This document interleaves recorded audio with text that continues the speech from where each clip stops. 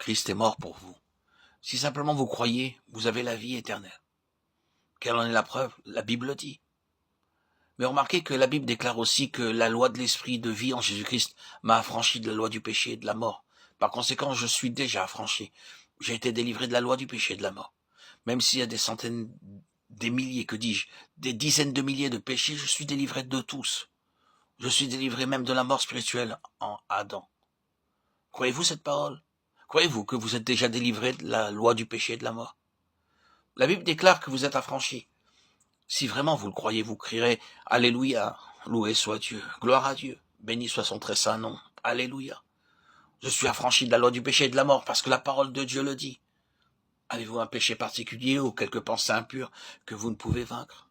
S'il en est ainsi, sachez et réalisez qu'il vous est prêché aujourd'hui un évangile qui déclare que la loi de l'esprit de vie en Jésus-Christ vous a affranchi de ce péché. Nous avons besoin de voir que la reddition et la foi sont intimement liées. Lorsque ces deux actes sont soudés, il y a la victoire et non la défaite. Nous n'aurons pas la victoire si simplement nous croyons et cependant nous ne sommes pas décidés à donner notre vie à Dieu en échange de la vie de Christ. Bien qu'au moment de la régénération, nous soyons déjà entrés en possession de cette vie de Christ. Dieu ne nous forcera pas à vivre par la vie de Christ si notre volonté n'est pas livrée à Dieu pour permettre à Christ de vivre en nous et de manifester sa vie à travers nous.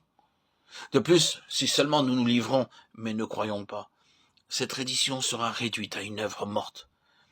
Car bien que nous soyons prêts à donner à Dieu le droit d'œuvrer, nous ne lui avons pas donné l'opportunité d'entrer.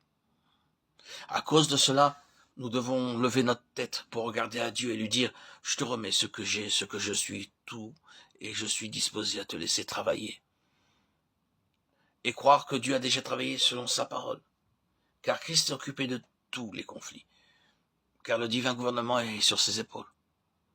Croyons en lui jour après jour, parce que la foi a besoin de persévérer, tandis que la reddition est faite une fois pour toutes. Nous pouvons nous livrer à Dieu en un instant, et nous n'avons plus besoin de recommencer, quoique certains se livrent graduellement et lentement. Ce n'est pas nécessaire.